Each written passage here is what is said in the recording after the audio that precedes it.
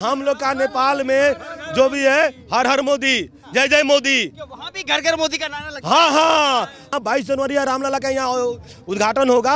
हम लोग का पूरा नेपाल में दीपावली होगा। नेपाल में भी दीपावली होना है 22 तारीख को। 22 तारीख का दिन ऐतिहासिक दिन है भारत और नेपाल के लिए। ये असंभव था, हम लोग का जन्म नहीं था, हमारे पूर्वज लोग इस चीज के लिए लड़े हुए हैं। राम जी के जो जन्मभूमि है उसके लिए लड़े हैं जी। उसको आज हम लोग देखते हैं तो हम लोग को बहुत गर्व महसूस होता है। दूर दराज से लोग आए हुए हैं। पीछे आप देख सकते हैं इनकी टोपी पहन करके आप जो पहनी हुई है उससे अंदाजा लगा सकते हैं कि आप सब कहां से आए हैं। बताने की जरूरत नहीं, फिर भी इन्होंने बता दिया है। आपका बहुत बहुत स्वागत है इस हिंदुस्तान की, इस राम की नगरी अयोध्या में। कैसा लग रहा है? बहुत अति सुंदर, जय श्री राम, अद्भुत नजारा। नेपाल से जनकपुर से जल भी लेके आए हम लोग। जो रामलला का 22 अक्टूबर को जो होगा ना, उस 22 जनवरी का जलाभिषेक हम लोग लेके आए। उससे जलाभिषेक से रामलला का जलाभिषेक भी होगा उस दिन। हम लोग जैसे 2 दिन पहले वहाँ से चले हुए हैं। हम लोग का 400 किलोमीटर है, मगर आने में हम लोग का यहाँ पर लग गया है 36 घंटा। हाँ, क्योंकि हम लोग नेपाल से बुर्गज होते हुए भी हम लोग गहवा माई समिति से जो है वहाँ से हम लोग चल के आए हुए हैं। गहवा माई समिति रथ यात्रा ये वीरगंज नेपाल से चली है, जो कि जल यात्रा है जनकपुर से अयोध्या के लिए चली है। हम लोग का भव्य स्वागत रक्सौल में भी हुआ और उसके बाद में रामगढ़वा होते हुए हम लोग 1-1 बजे रात के तक लोग खड़ा था। हम लोग का रथ यात्रा का जलाभिषेक पूजा अर्चना कर। कौन सा संकल्प लेकर के आप वहाँ से निकले हैं? हम लोग तो मेल संकल्प लेके निकले हैं कि जलाभिषेक के लिए लेके निकले हुए हैं। 22 जनवरी का जो होने वाला है उसके लिए हम लोग संकल्प, जैसे हम लोग का रथ यात्रा महासमिति के महासचिव अभी हाल ही में अब रामलला विराजमान होने वाले हैं, कितनी खुशी है? जय श्री राम। बहुत ही खुशी लग रही है। हम लोग अभी जैसे कि नेपाल से जनकपुर से जल लेकर निकले हैं। नेपाल का पूर्व मेची से लेकर पश्चिम महाकाली तक का जितने भी प्रसिद्ध नदियां हैं, आपको ज्ञात होना चाहिए ये सरयू नदी में भी हम लोग के नेपाल का जल आके मिक्सिंग होता है इसमें। तो कहीं ना कहीं तरीके से हमारे जो रामलला का मंदिर बन रहा है ये, और हमारे जानकी माता घर यानी कि जनकपुर, किसी न किसी तरीके से उनका ससुराल भी है और किसी न किसी तरीके से बहुत ही पहले से ही नाता है इनका नेपाल से।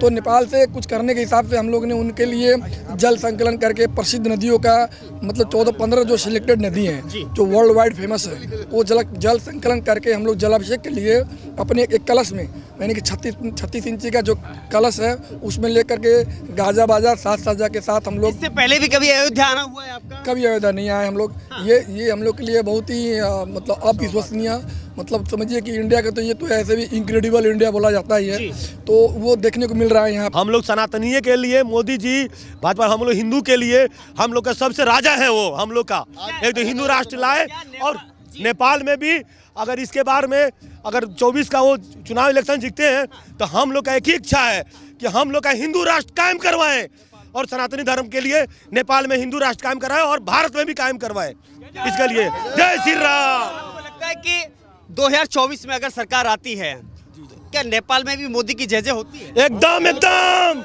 हम लोग का उनका जय जय रहेगा मोदी। और हम लोग का नेपाल में जो भी है हर हर मोदी, जय जय मोदी। वहाँ भी घर घर मोदी का नारा लगता है। हाँ, हम लोग का भी वहाँ 22 जनवरी रामलला का यहाँ उद्घाटन होगा। हम लोग का पूरा नेपाल में दीपावली होगा। दीपावली मनाएंगे, राम का पूरा झंडा लगेगा। नेपाल में भी दीपावली होना है 22 तारीख को। 22 तारीख का दिन ऐतिहासिक दिन है भारत और नेपाल के लिए। जितने भी हम लोग सनातन धर्म से जुड़े लोग हैं सबके लिए, हिंदुओं के लिए, हिंदुत्व के लिए ये बहुत सौभाग्य का बात है। और हम सबसे पहले इस भारतवासी के, संपूर्ण नगरवासी के, यहाँ के अयोध्यावासी को धन्यवाद देना चाहते हैं कि हम लोग नेपाल से आए, वहाँ के बहुत पवित्र नदियों से जो जल इकट्ठा करके हम लोग यहाँ जल अभिषेक के लिए लेकर आए हैं। उस जल अभिषेक से 22 तारीख का जो राम जी का और सीता जी का जो प्राण प्रतिष्ठान होने वाला है उसमें वो जल से उनका अभिषेक होगा। उस प्राण प्रतिष्ठान में उस जल का उपयोग होगा। क्या नेपाल में देख कर बैठ करके आपने कभी सपना देखा था कि भगवान राम का ऐसा भव्य मंदिर बनेगा? कभी नहीं, हम लोग सोचे भी नहीं थे कि हम लोग को इस सौभाग्यपूर्ण आज उत्सव में हम लोग सहभागी होंगे। इसके लिए हमारे भारतवासी और हमारे ये अयोध्यावासी रामलला जी के जन्मभूमि को, पावन धरती को हम नमन करना चाहते हैं, मोदी जी को और माननीय श्री मोदी जी को और हमारे योगी जी के ये जो यहाँ का मुख्यमंत्री है उनको भी हम बहुत अपने तरफ से और हमारे नेपाल वासियों के तरफ से, हमारे गौवा माई रथ यात्रा समिति के तरफ से, कलैया हनुमान मंदिर के व्यवस्थापन समिति के तरफ से, नगरवासी के तरफ से हार्दिक धन्यवाद प्रकट करना चाहते हैं। योगी जी का भी डंका नेपाल में बज रहा है? बज रहा है, घर घर बज रहा है, घर घर। वहाँ पर जो दीप प्रज्वलन होगा 22 तारीख का, वो यहाँ पर भी होगा और पूरा नेपाल भर में होगा। हर एक घर में 5 दीप प्रज्वलन करना है, कर वहाँ पर पूरा प्रचार प्रसार हुआ है। वहाँ पर इस चीज को बहुत बड़ा, ऐसा योगी मोदी में क्या कि नेपाल में भी जय जयकार हो रही है? बहुत बड़ी जय जयकार है। देखिए, अच्छा करने वाले लोगों को यहाँ पर नहीं, विश्व में उनके जय जयकार होगा। सिर्फ हम लोग के नेपाल भारत में नहीं, ये चर्चा हर एक उस जगह पर है, उस देश में है जहाँ पर आप अच्छा करेंगे तो सारे देशवासी, सारे विश्ववासी आपका स्वागत करेंगे, अभिनंदन करेंगे। लगता है कि मोदी एक सरकार अगर नहीं आई होती तो भव्य मंदिर का निर्माण संभव नहीं था। असंभव था, ये असंभव था। हम लोग का जन्म नहीं था, हमारे पूर्वज लोग इस चीज के लिए लड़े हुए हैं। राम जी के जो जन्मभूमि है उसके लिए लड़े हैं जी।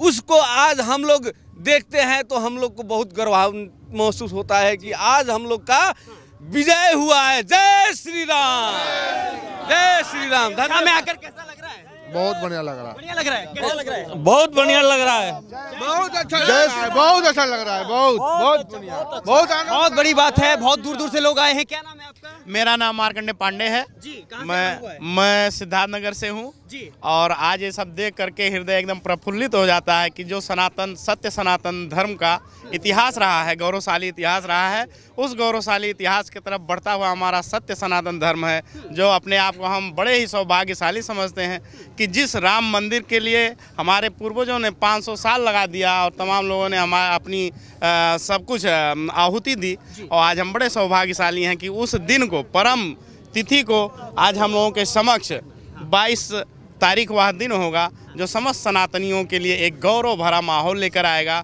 और सत्य सनातन का एक विजय गाथा लिखा जाएगा ये इतिहास में दर्ज। हमने पहले देखा जब भी कोई राम भक्त अयोध्या में राम दर्शन के लिए आता था तो टेंट में रामलला को देख करके भावुक होता था। बिल्कुल निसंदेह यह सत्य सनातन धर्म का विजय ही है कि जिस टेंट में रामलला को देख करके तमाम सनातनी के आंखों से आंसू आ जाते थे, आज वही सब देखते हुए जो 22 तारीख का निर्धारित तिथि है प्राण प्रतिष्ठा का हमारे भगवान मर्यादा पुरुषोत्तम श्री राम का, पूरे विश्व ये कहिए पूरे भूमंडल में यह गौरवशाली इतिहास का, यह 22 तारीख का इतिहास जो लिखा जाएगा ये अभूतपूर्व है, अभूतपूर्व है। सत्य सनातन की जय हो, मोदी योगी सरकार की जय हो, भारतीय जनता पार्टी की सरकार की जय हो। जिन लोगों ने राम को काल्पनिक बताया था आज वही लोग निमंत्रण मांग रहे हैं। बिल्कुल, आज वो खिसियानी बिल्ली खम्भा नोचे की स्थिति है, उनसे ना निगला जा रहा है ना उनसे उगला जा रहा है। वो तो कोर्ट में खड़े होकर के और भगवान राम के अस्तित्व को चुनौती देने वाले लोग हैं, उनको तो शर्म आना चाहिए, उनको निमंत्रण देने की कोई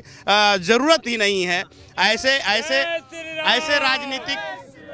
ऐसे राजनीतिक दलों को तो शर्म आना चाहिए जो हमारे सनातन धर्म के खिलाफ जाकर के कोर्ट से लेकर के समाज का नारा लगाएगी। जय श्री राम, जय श्री राम।